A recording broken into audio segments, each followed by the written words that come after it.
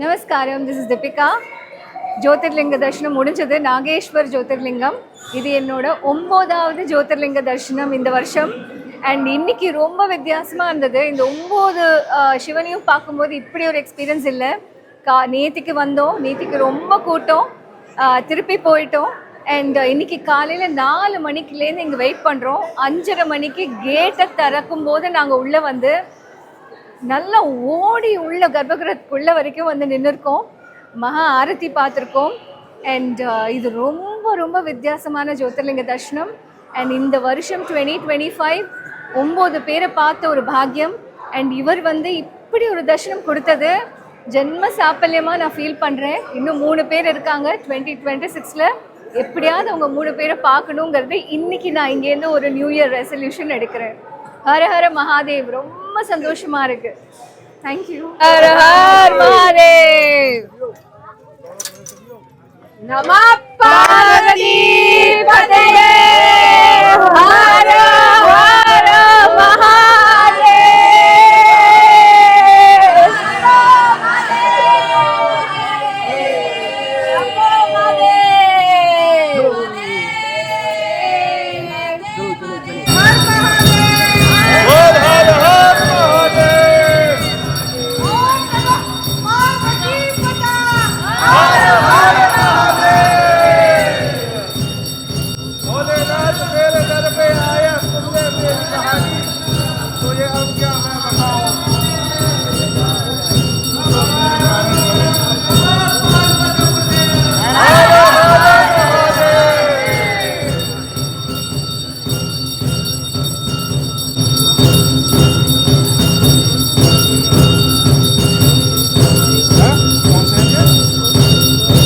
வந்து நாகேஸ்வர் ஜோதிர்லிங்கத்தில் இருக்கும்.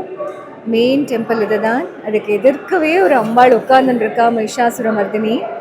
அண்ட் அவளோட முகத்தை வந்து பாருங்க எல்லாரும். Look at her face.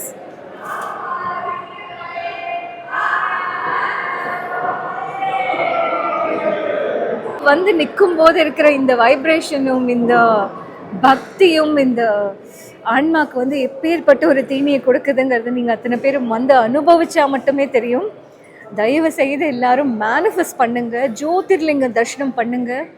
Sivan அக்னி ரூபத்தில் இருக்கக்கூடிய 12 இடம் நிச்சயமாக மேனிஃபெஸ்ட் பண்ணுங்க. அவர் கையை பிடிச்சி இங்கே கூட்டிகிட்டு வருவார். நான் எப்போவுமே சொல்கிற மாதிரி தான்,